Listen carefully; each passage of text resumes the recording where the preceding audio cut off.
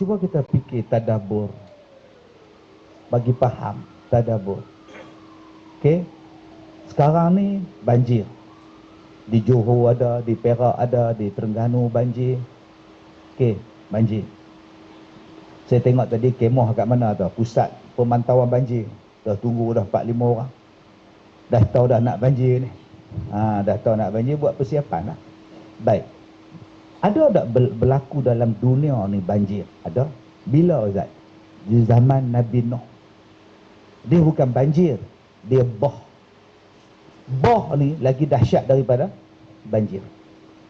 Bah ni dengan ribut, dengan taupan, tenggelam rumah. Bukan kata tenggelam rumah, tenggelam gunung pun tenggelam. Bayangkan. Gunung boleh tenggelam. Akhirnya yang selamat kapal Nabi Nuh alaihi salam. Kapal Nabi Nuh pun selamat. Kita pun dengar 85 orang naik kapal Nabi Nuh. Dengan segala binatang-binatangnya berlayarlah mereka. Bila makanan mereka habis, mereka pun campur jagung, campur kacang hijau, buat bubur Asyura. Kita duduk belajar dulu-dulu ni.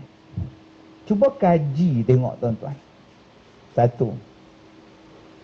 Orang dulu-dulu faham manusia tinggal dalam gua, manusia duduk atas pokok. Tapi macam mana Nabi Nuh buat kapal? Dan Allah kata kapal Nabi Nuh wasna'il fulk bi'ayunina wa wahyina.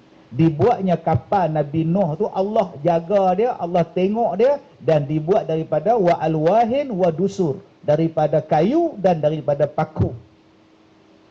Kalau kapal dah wujud zaman Nabi Nuh, takkan rumah Nabi Nuh duduk dalam gua. Mana dulu tuan-tuan buat? Rumah dulu ke kapal dulu? Rumah dulu baru buat kapal. Tiba-tiba Nabi Nuh buat kapal dan kita belajar orang dulu-dulu duduk dalam gua sebab tak ada rumah. Mereka primitif, mereka bodoh, mereka tak tahu apa. Kalau tak tahu apa, macam mana mereka boleh buat paku daripada besi? Dan tuan-tuan kena ingat, paku kapal itu paku seinci ke? Saya ingat paku seinci ke yang buat kapal tu? Yang nak berhadapan dengan bah. Paku kena nala reka punya paku ni. Maknanya zaman tu orang dah tahu masalah besi. Orang dah tahu penggunaan kayu, penggunaan papan. Cuba tadabbur di situ. Dua. Kapal Nabi Nuh ni dia bawa apa Ustaz? Dia bawa segala jenis haiwan. Agak-agak tuan-tuan, kalau segala jenis haiwan dia bawa, adakah besar kapal, besar surau kita? Berhubung tempat duduk pula dengan gajah, rimau, singa, kura-kura. Maknanya ada satu ruang untuk binatang, ada satu ruang untuk manusia, ada satu ruang untuk benda yang lain. Ada berapa tingkat Nabi, kapal Nabi Nuh alaihi salam. Berfikir. Macam mana Nabi Nuh boleh kawal zirafah, kawal gajah? Maknanya manusia boleh kawal binatang. Tuan-tuan nak heran apa dengan sarkas? Nak heran apa hari ni orang boleh bela lembu, bela gajah, bela macam-macam? Nabi Nuh panggil binatang naik atas bukit. Kapal Nabi Nuh tu atas bukit. Maknanya binatang ni panjat bukit masuk dalam kapal. Macam mana cara Nabi Nuh panggil? Gajah, naik. Hari ni manusia dah buat dah. Balik, Mary, Katie, Miriam. Balik semua tuan-tuan. Binatang-binatang tuan-tuan tengok dalam YouTube tu. Anjing pun dekat 20 ekor. Nak panggil tuan dia panggil makan.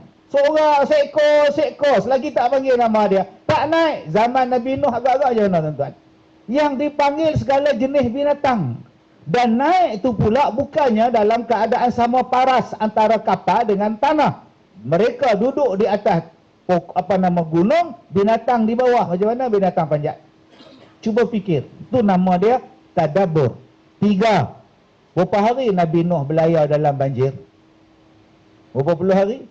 40 hari. Ni sahabat kita. Tuan-tuan tanya dia kalau dia saya cakap 40 hari. Agak-agaklah tuan-tuan 40 hari binatang nak makan apa? Agak-agak dia makan kacang kuda.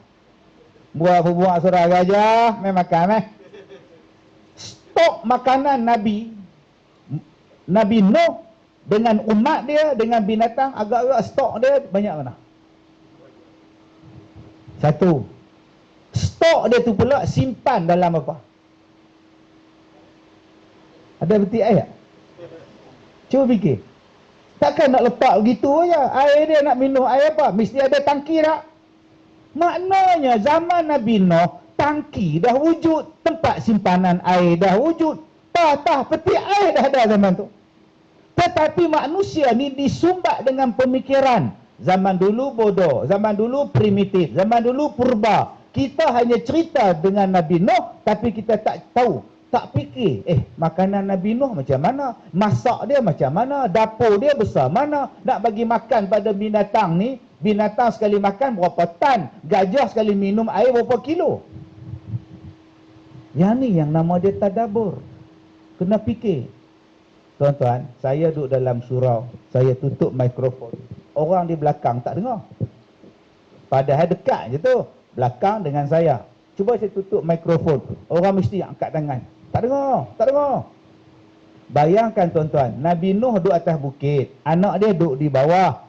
Nabi Nuh kata ke anak dia, "Hoi anak oi, main naik atas kah? Naik atas kapal bapak ni, banjir teruk ni. Tak apalah ayah naiklah, saya panjat gunung, tak jadi apa-apa punya saya."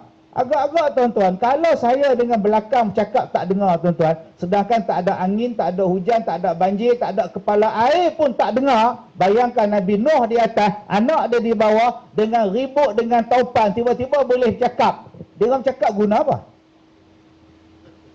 Cuba fikir. Kalau saya kata, dia orang cakap guna handphone, tuan-tuan mesti gelak. Bodohnya Ustaz. Siapa bodoh? Tuan-tuan. Balik buka surah Al-Ankabut, balik buka surah Ar-Rum, Allah Ta'ala cerita bahawa umat zaman dulu lagi canggih daripada kamu. Buka Quran, ada 114 ayat dalam Quran, Allah Ta'ala sebut asyadda minhum quwwah. Orang dulu lagi hebat daripada kamu, dan mereka memakmurkan dunia lebih banyak daripada kamu memakmurkan dunia. Tetapi datangnya tuan-tuan, orang-orang penjajah-penjajah, datangnya barat, mengubah fahaman Quran, mengatakan bahawa orang dulu-dulu adalah primitif, orang dulu adalah bodoh, orang dulu adalah zaman batu, yang canggih hanya zaman kita. Maka kita pun dah lama menolak Al-Quran yang mengatakan bahawa orang zaman dulu lagi canggih daripada kita. Tuan-tuan balik, tuan-tuan kaji ya. Macam mana Nabi Nuh buat kapal daripada kayu, dan sampai sekarang kapal dia masih ada. Duduk atas gunung Ararat di Turki ni. Kita buat rumah yang paling canggih, habis-habis tahan 200 tahun, lepas tu reput. Yang ni lah nama dia tadabbur.